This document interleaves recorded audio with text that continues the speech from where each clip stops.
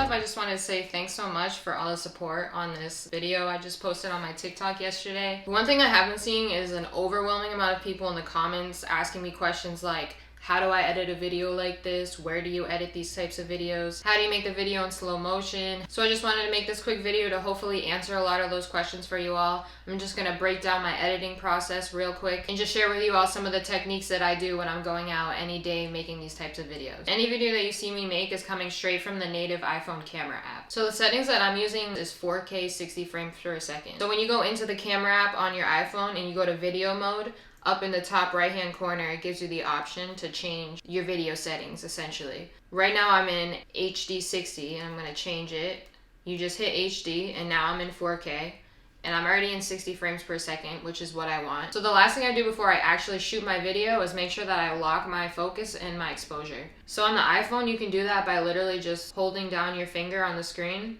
And then now it tells me auto exposure, autofocus locked. So now it's locked on my face. But since you lock the exposure and the focus, the camera isn't going to be shifting and changing all of that while you're trying to move through your shot. Another preference that I have when shooting that I've been seeing a lot of people asking me questions about is why I shoot with my phone upside down. I really like the perspective that shooting upside down gets versus just shooting normal right side up. But again, it's completely down to preference and scenario really. What I'll do is I'll always compare the shot that I'm trying to get with my phone straight up and then flip my phone and see how the shot looks with the camera upside down. And then if I think that the shot looks better upside down, I'll leave it upside down. So essentially that is why you all see me in a lot of my videos holding my phone upside down and shooting with it upside down. I suggest you test it out just like I do when you're going to make a video, flip it, shoot it right side up, shoot it upside down, see which one you like better. Another thing I've had a lot of people ask is how I get my shots to look so smooth and so steady when I'm shooting. So honestly, I'm not gonna lie, I have shaky hands too, so it's not like I have just some crazy steady hands and that's why my shots look like that. A few things that I make sure that I'm always doing to try and get the best shot possible is always hold the phone with two hands if you can. You're a lot more sturdy than if I'm like this, just wiggling my phone all around. So always make sure you're holding the phone with two hands. Another thing I try to do is always plant my feet on the ground. So my feet are physically planted on the ground and I'm just moving my upper body. So I'm still nice and sturdy and the shot ends up coming out a lot smoother than if I was just walking through it.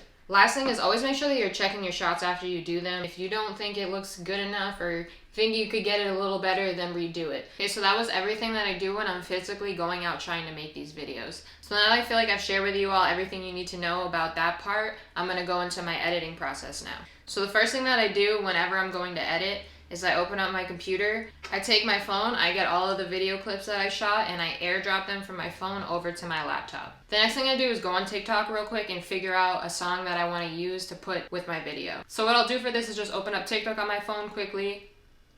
I'll go to add a new video and I'll go to upload and I'll literally just pick any random video on my camera roll. Then once it takes me to where I can choose a sound, I'll take out the sound in the video. I'll just go and choose whatever sound it is that I want to use. Then you go to next, go to who can view this video, private, and then I want to post it as a private video. So that way it saves the video to my phone, but it doesn't post it actually on my feed where everybody can see it. So once you do that, the video is saved to your camera roll and then you can just airdrop yourself that video to your computer just like you did all the other ones. Now that I've done that, I'm ready to open up the actual application that I use to edit my videos in, which almost every video that I post on my TikTok, including this one, was made using Final Cut Pro. So what I'm going to do is I open up Final Cut Pro on my computer. So now I'm going to go up in the corner and create a new library. I'll call it Coffee TikTok. Save that. You can save it anywhere you want on your computer. I usually save it to my movies. And then what you can go in and do now is create a new project. From here what I do is I just go through, name my video, and I'm going to go to settings, video format. And Final Cut actually has a format specifically made for vertical video. So all I do is just hit vertical and it's just going to give me the exact resolution and everything I need for this type of TikTok video. So now everything's good and I'm just gonna hit OK. Now I'm ready to start importing footage. I'm gonna go up back to my downloads where I have all of the videos that I had just sent to my computer. I have them all here in one folder, coffee mug transition. And I'm just gonna go over and drag them all into my Final Cut Pro library. Now I have all the videos here that I shot for this one TikTok and also the song that I want to use for the video. So I'm going to take the song and drag it to the beginning. I'm going to do Control right click, detach audio. And then I just drag the audio up because I don't want the video, I just want the audio that was attached to that video that I chose. So now I'll delete that, and now I have the audio here ready for me to use for my video. Now the next thing I do is just go through all of my footage and sift through it, organize it, put the behind the scenes at the beginning, the final at the end. So I'm just quickly gonna do that, and then I'll get back to you all once I finish it.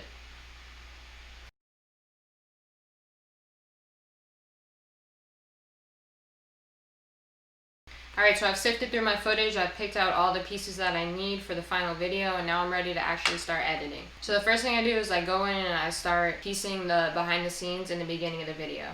I found the part where I want the results to start, so I'm just going to hit M. That's going to put a marker so I can know where I want the two cuts in the video to be.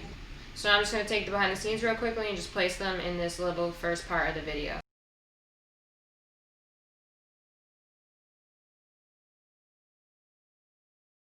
Okay, so now I've got the behind the scenes in the place that I want them in the video, so all I have left to do is edit the results. So I'm going to take the first clip of my video and I'm going to drag it in and just start trying to make it flow with the song as much as possible. So this is where I'm going to show you what a lot of people have been asking me about, which is how I create those slow motion effects and speed ramps that I put in pretty much all of my videos. When I shoot at 60 frames per second, it allows me to slow down the footage to 50%. So once I'm going back and editing, I have a lot more video to play with when I'm shooting 60 frames per second. If you didn't hit that and you were shooting your video on your phone in 24 frames per second or 30, and you tried to slow the video down as much as 50 frames per second, the video is going to look really choppy because you just don't have enough frames there to fill in the pieces. So that is why the frame rate and shooting in that setting is really important when it comes to making these types of videos.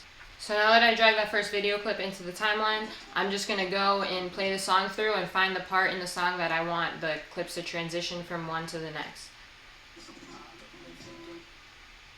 Okay, so now I've marked that on my timeline, so now I'm just going to start messing around with the clip. So the first thing I want to do is speed up the beginning of this first clip a little bit because it's a little too slow for me. So I'm just going to go drag to the piece where I want the speed to shift between the two clips, and I'm going to make a speed ramp. So all you need to do to create a speed ramp in Final Cut Pro is hold Shift B, and that's essentially just going to cut your clip into two pieces right there. Now what I'm going to do is click the arrow up here next to the percent that it's showing the clip is at right now. I'm going to hit fast, and I'm going to go to 4 times and just see how that looks. And that's a lot of what my editing process is I'm just playing around with things. I'm just really going and messing around with the clips until I see something that I like. Okay, so now I sped up the video, I like how it's looking, and now there's another beat hit and I want to make the video slow down now. So what I'm going to do is just go back in, find that piece that I want the video to slow down at. I'm going to hit Shift B again, and now it gives me another cut in my video. So now I can go in here and click this little arrow and choose how much I want to slow down the clip, but you can also just go to the clip right here and just drag it and slow it down as ever much as you want. So I'm just going to do that and slow it down to a pace that I think looks good and flows with the video.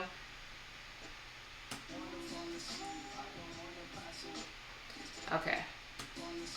Alright, so I think that looks good. I have it at 64% right now. I think that's a good speed. So now at this point my clip is too long for the amount left before I wanted to transition into the next clip. So what I'm going to do is create another speed ramp between the two clips, hit Shift B, and now I'm going to drag this clip and make it fast. I'm going to drag it to there. Now I'm going to watch it back, see how I like that. Alright, yeah, so I think that looks good. So now what I'm going to do is start grabbing the next clip and trying to piece the two together. So I'm going to take my second clip, I'm going to drag it into my timeline, put it right next to my first clip. So now I'm just going to play the video through with the clip just dropped right into the timeline without doing any editing and see how the transition looks. Figure out what I need to do to make it look how I want it to. So I noticed the beginning of the second clip was a little longer than I wanted. I went in and I cut some frames out the beginning of it. I'll delete those. I'm going to drag this over more. See how this transition between the two is looking. Alright, I think that looks a lot better now.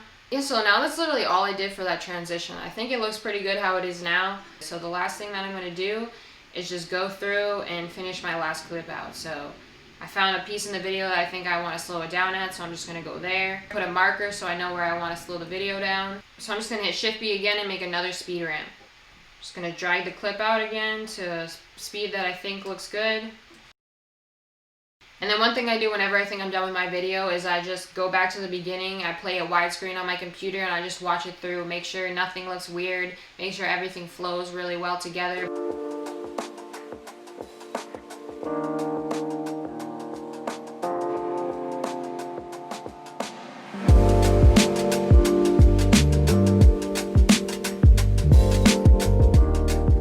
that is everything that I do when I'm going to make a TikTok video from start to finish. If you have any more questions about this video, how I made it, how I made any other ones that you've seen, please comment below and let me know. If you like this video and you found it useful, please consider liking it, sharing, subscribing. Thanks so much again for watching. Have a great day.